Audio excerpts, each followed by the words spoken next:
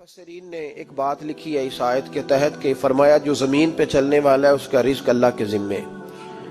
फरमाते हैं कि ये अल्लाह ने हमारी अकल के मुताबिक हमसे बात की है, वरना आसमानों में जितनी मखलूक है रिज्क उसका भी अल्लाह के जिम्मे ही है। यहाँ जो फिल अर्द के लफ्ज है जमीन पे, वो हमें समझाने के लिए कि तुमने तो सिर्फ ये दुनिया देखी है ना, तो जिसको तुमने देखा है वो सब खाते अल्लाह का दिया हुआ ही है। तो जो हमने देखा था रब करीम ने उसके मुताबिक हमें समझा दिया। फरमाया कुछ तो तुमने देखे ही नहीं, चलो उनकी तुमसे बात नहीं करते, पर जो तुमने देखे हैं उन सब का रिस्क किसके जिम्मे है? अल्लाह के। मेरे महबूब करीम अलैहिस्सलातु सलाम ने फरमाया अल्लाह पे भरोसा रख के सवेरे निकल जाना रिस्क की तलाश में। किस पे भरोसा रखना है? निकलना तुम्हारे जिम्मे है। ये ना कहना कि घर बैठूंगा तो यही आएगा, निकलना तुम्हारी जिम्मेदारी है। जितनी जिम्मेदारी है वो पूरी करना। अल्लाह पे भरोसा करके निकल जाना तुम्हारी जिम्मेदारी है। रब का जिम्मा है तुम्हें रिस्क देना, वो जरूर तुम्हें रिस्क पहुंचाएगा। तो या रसूल अल्लाह सल्लल्लाहु अलैहि वसल्लम किस तरह पहुंचेगा? तो जरा हुजूर के लफ्जों का हुस्न भी देखिए।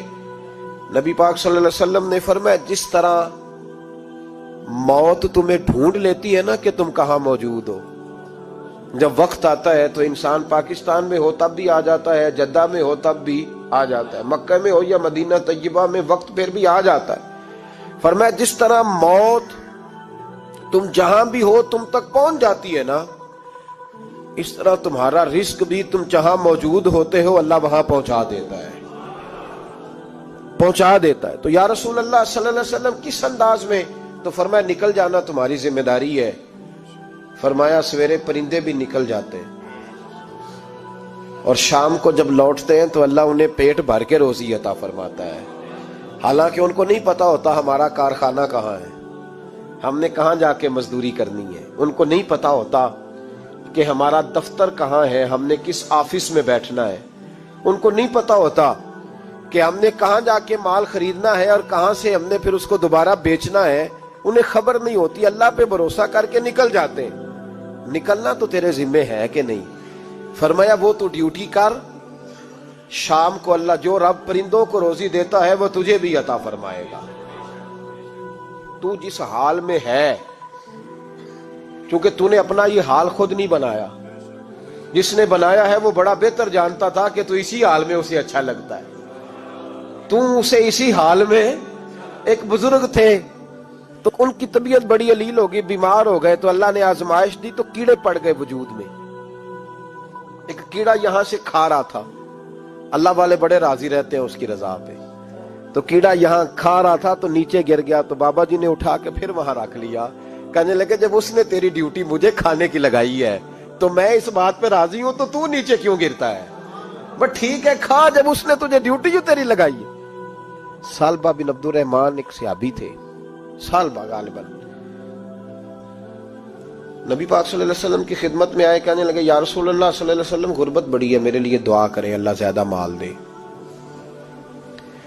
तो महबूब सल्लल्लाहु अलैहि वसल्लम ने फरमाया तू जिस हाल में अच्छा है वो तेरे लिए बेहतर है, जिसमें तू है वही हाल तेरे लिए। मुश्किल है ना ये जवाब सुनना। या रसूल अल्लाह सल्लल्लाहु अलैहि वसल्लम दुआ कर दे, तो महबूब ने क्या फरमाया? फरमाया तू जिस हाल में है ना वो हाल तेरे लिए बेहतर है, उसी में रह। नहीं हुजूर दुआ करें। फरमाया सालबा तू बाज आ जा। हुजूर दुआ करें। फरमाया तू बाज आ जा। 2-3 दफा का जिद की। महबूब ने फरमाया जा, फिर अल्लाह तुझे ज्यादा पैसे देगा। चंद बकरियां खरीदी, इतनी बरकत हुई कि बकरियों के रेवड़ बन गए। फिर कुछ बकरियां बेच के गाय खरीद ली, उनके भी रेवड़ हो गए। फिर कुछ ऊंटनियां ले ली, रेवड़ ही रेवड़। पहले 5 वक्त मस्जिद में आते थे, अब फजर और इशा रह गई। फिर माल ज्यादा हुआ तो मदीने शहर में कोई जगह ही नहीं, मदीने से बाहर हवेली खरीदी, फिर जुमा ही रह गया। जुमे के जुमे आते, ज़कात का हुक्म आया। मेरे नबी करीम अलैहिस्सलाम ने हजरत अबू हुरैरा को भेजा, फरमाया जा उसे कह तेरी ज़कात बनती है 2.5%। तो सालबा के पास हुजूर ने पैगाम भेजा। पहले तो कहा तेरे लिए बेहतर नहीं माल, जब इसरार किया तो बड़ी बरकत हो गई, बड़ा आया तो फरमाया ज़कात दे, 2.5% ज़कात है। जब सोचा कि 5 ऊंटों पे एक बकरी जाएगी और बड़ा सारा मुझे देना पड़ेगा, अब जब गौर किया तो ये तो ना कहा कि मैं नहीं देता, حضرت ابو ہریرہ سے کہنے لگے نبی کریم علیہ السلام کی خدمت میں عرض کرنا کہ میں خود آؤں گا۔ حضرت ابو ہریرہ نے آ کے عرض کی یا رسول اللہ صلی اللہ تعالی علیہ وسلم، حضور وہ کہتے تھے میں خود آؤں گا۔ تو کہتے ہیں محبوب نے ٹھنڈی سانس لی، فرمایا اسے کہا تھا کہ تیرے لیے مال بہتر نہیں، اب ہلاک ہو گیا، ہائے افسوس ہلاک ہو گیا۔ ان کو بھی تھوڑی دیر کے بعد احساس ہوا کہ یہ میں نے کیا کیا، نبی پاک کو ہی کہہ دیا نہیں ہے، حضور کو کہہ دیا بعد میں آؤں گا۔ اب دوڑے آئے، عرض کی حضور میں سارا کچھ لے کے آیا ہوں، قبول کر لیں۔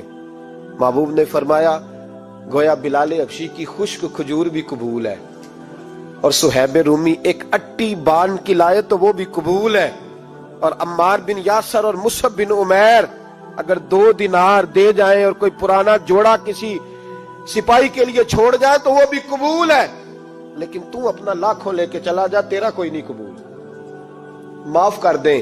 فرمایا جا معاف کیا، پر پیسے لے کے نہ آنا۔ اگلے سال پھر آئے، بندے ہوئے ہاتھ ہے، محبوبہ میں دولت کا کیا کروں گا، آگ لگانی ہے، قبول کر لیں۔ فرمایا تو لے جا، تیرا نہیں قبول، گرا جو ان کی نگاہ سے وہ سنبھل نہیں سکتا۔ حضور نے وصال ظاہری کیا تو جناب صدیق اکبر کے پاس آئے، لاکھوں کا مال، ابو بکر قبول کر لو۔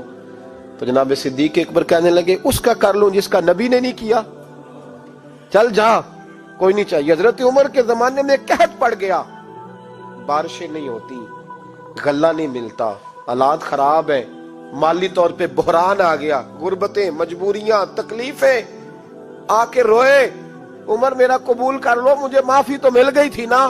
فرمایا معافی اپنی جگہ پہ، پر جس کا مصطفیٰ نے قبول نہیں کیا۔ بہت سارے لوگوں کو پتہ ہی نہیں کہ ان کا قبول ہی نہیں ہوا، اور وہ الجھے ہوئے، انہیں خبر ہی نہیں کہ اصل بات کیا ہے۔ فرمایا جس کا مصطفیٰ کریم نے قبول نہیں کیا، اب ہیرے اور جواہرات بھی لے کے آئے تو بھوکے مریں گے، پر اس کا قبول، اس بات پہ راضی رہو اس حال میں اللہ نے رکھا ہوا ہے، اس حال میں راضی رہو۔ یہ جو مصیبت ہے نا دیکھنی کہ وہ بھی میرے پاس، تمہیں کیا پتا، کبھی پوچھ تو صحیح اس سے وہ کس مصیبت کا شکار ہے، جو مالی طور پہ بڑا امیر ہے، تو اس کی طرف دیکھ کے اپنا دل برا کرتا ہے۔ بس جس حال میں رب نے رکھا ہے اس حال میں رہ۔ حضرت عثمان غنی کے زمانے میں تو وہ وصال کر گئے، لیکن بھائی تو جس حال میں تیرا رب تجھے رکھتا ہے اس حال میں رہ، تیری مالی پریشانیاں ختم ہو جائیں گی۔ امام شافعی فرماتے ہیں جن گھروں میں لوگ فجر کی نماز کے وقت سوئے ہوتے ہیں ان گھروں میں رزق نہیں آتا۔ آپ فرماتے ہیں فجر کا وقت اللہ کے دینے کا وقت ہے، اس وقت اللہ بانٹتا ہے۔ حضور صلی اللہ علیہ وسلم کا فرمان ہے نا حدیث میں کہ تہجد کے وقت اللہ پہلے آسمان پہ نزول اجلال فرماتا ہے جو اس کی شان کے لائق ہے تہجد کے وقت، اور وہ کہتا ہے مانگو میں تمہیں عطا کروں گا۔ لینے کی باری آئے تو بندہ سمیٹ سماٹ کے اندر گھس جائے۔ ہمارے ہاں یہ ہوتا ہے کہ عشاء کے بعد بچے بیٹھتے ہیں موبائل لے کے، تہجد کا وقت آتا ہے تو ان کی آنکھیں بند ہونی شروع ہوتی ہیں، تو لینے کے وقت تو سویا تھا، تیرا مسئلہ کیسے حل ہوگا؟ بھائی جب کوئی آدمی خیرات بانٹ رہا ہو تو جو پیالہ پیچھے کر لے اسے ملے گا؟ کہتے اس وقت آنا جب میں بانٹ رہا تھا، اب تو کدھر آ گیا ہے؟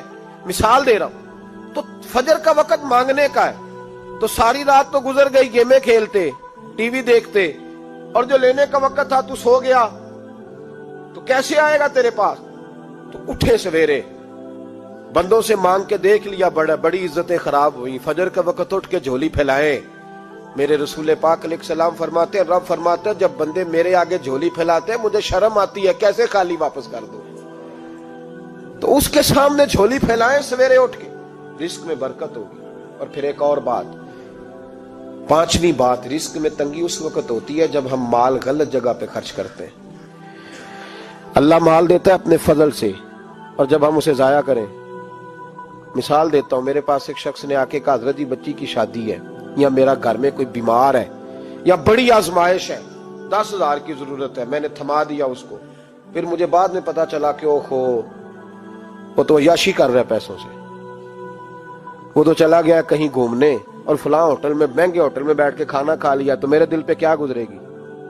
اس شخص کے بارے میں بلا مثال و بلا تشبیہ سمجھانے کے لیے اللہ نے مال دیا فضل سے، اور اگر عیاشیوں میں لگا دیا۔ صوفیاء فرماتے ہیں کہ اگر ایک دھیلا تو حرام جگہ پہ خرچ کرے نا، ایک دھیلا، تو 1,00,000 دینار کی برکت تیرے گھر سے اٹھ جاتی ہے، ایک دھیلا حرام جگہ پہ۔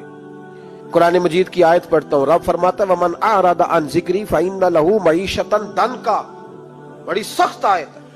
وَمَنْ أَعْرَضَ عَنْ ذِكْرِي، فرمایا جب تم میرے تذکرے سے، میرے ذکر سے منہ پھیر لیتا ہے، فَإِنَّ لَهُ مَعِيشَةً ضَنْكًا، تو میں تیری معیشت کو، تیرے رزق کو تنگ کر دیتا ہوں، پھر تیری زندگانی تنگ ہوتی، اور جس کی زندگی اللہ تنگ کرے اس کی کوئی کھول سکتا ہے؟ کہتے ہیں بڑی جگہوں پہ گیا ہوں، بڑی پھوکے مروائی، بڑے دم کرائے، حالات صحیح نہیں ہوتے، تو مسجد آ کے توبہ کر۔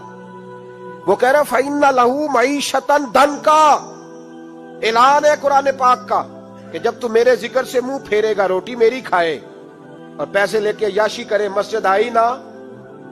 حکم تو یہ ہے کہ جتنی جتنی نعمت بڑھتی جائے سجدے بڑھنے چاہیے، لیکن ہم لوگ سجدے کم کرتے جاتے ہیں، فرض نماز بھی نہیں پڑھتے، پھر رزق تنگ ہوتا ہے، پھر اللہ کے عدل کا نظام چلتا ہے، پھر خرابی ہوتی۔ اس لیے یاد رکھیں قرآن مجید نے حکم دے دیا کہ اگر چاہتے ہو کہ رزق میں برکت ہو تو پھر رزق دینے والے کے آگے جھک جاؤ، پھر رزق دینے والے کے آگے جھکو۔ تو مالی پریشانی کا بہت بڑا سبب یہ ہے کہ ہم مسجد کی طرف نہیں آتے، دین کی طرف نہیں آتے، پیسہ ناجائز جگہ پہ خرچ ہوتا ہے۔